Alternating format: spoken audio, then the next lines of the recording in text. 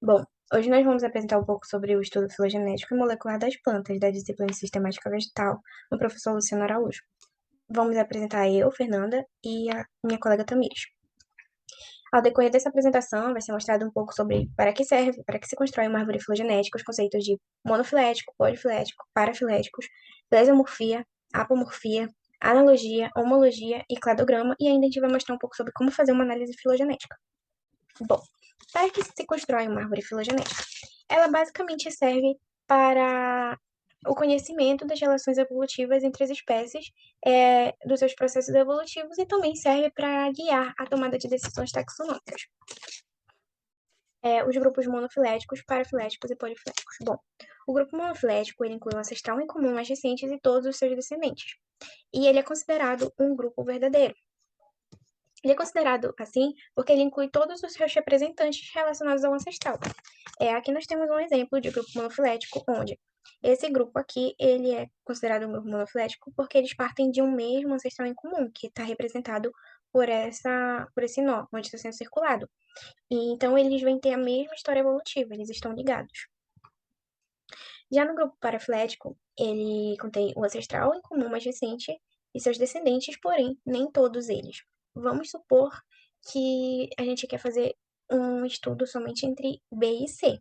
Aqui, esse ancestral ele dá origem a A, B e C, mas como a gente só quer fazer um estudo entre B e C, a gente intencionalmente vai ter que tirar esse A aqui.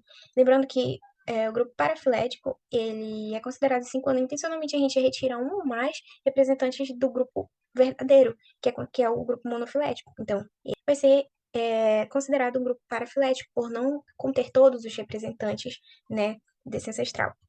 Já no grupo polifilético, não possui o ancestral recente para todos os membros e tem pelo menos duas origens evolutivas e ainda a posse de caracteres iguais. Aqui nós temos um exemplo de grupo polifilético. Ele é considerado assim porque eles não partem de um mesmo ancestral em comum mais recente. Ele tem dois ancestrais aqui, não somente um. Então, eles não têm ligação entre eles. Eles só viriam ser um grupo monofilético, que teriam ligação, se a gente considerasse esse ancestral primitivo, que está representado por essa seta bem aqui. Os conceitos de plesiomorfia e apomorfia. Bom, a plesiomorfia ela é a condição mais recente de uma estrutura que foi alterada. No caso, as características primitivas que foram modificadas para uma nova condição mais recente. E já a apomorfia ela é a condição mais recente no sentido temporal. É a característica derivada, ou seja, ela é a característica mais recente que teve origem de uma condição mais antiga, né, de uma condição ancestral. Aqui nós temos um exemplo onde os ancestrais da cobra, eles tinham a presença de pernas, então é considerada uma característica plesiomórfica. Já hoje em dia, a ausência das pernas é considerada uma característica derivada, ou seja, uma apomorfia. Conceitos de homologia e analogia. Homologia ou evolução divergente são provenientes do mesmo ancestral, ou seja, compartilham um ancestral comum. Durante a formação do indivíduo, eles vão apresentar a mesma origem embrionária, porém, podem ou não desempenhar a mesma função. Um exemplo de desempenho da mesma função: a nadadeira de uma baleia e a nadadeira de um golfinho. Desempenham a mesma função, né, que é nadar. Função diferente: a gente pode apresentar a asa do morcego, o braço humano e a asa de uma ave. Desempenha a mesma função, mas a origem embrionária é totalmente diferente. Aqui temos os exemplos. Agora a gente vai falar de analogia. O conceito de analogia, né? A gente pode chamar de analogia ou evolução convergente. Ao contrário da homologia, não existe ancestral comum, mas desempenha a mesma função. Exemplos, a gente tem pterodáctilo, a asa de um morcego e a asa de uma ave, a asa de um inseto.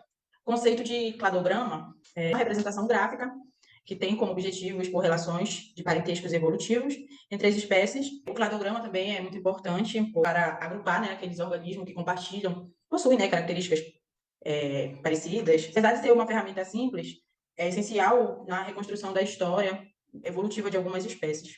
Aqui a gente tem um exemplo, né, do cladograma. Aqui são os organismos que a gente tem interesse de ver o seu processo evolutivo. O segundo, né, a gente tem as linhas, que vão representar, né, o tempo evolutivo de cada um desses organismos. E terceiro e último são os nós, que revelam, né, a ancestralidade em comum entre cada um desses grupos. Como fazer uma análise filogenética? Cada nó marca a divergência entre os grupos e a raiz, né, no caso, mostra a ancestralidade comum entre os grupos. Bom, é isto. Aqui está as nossas referências.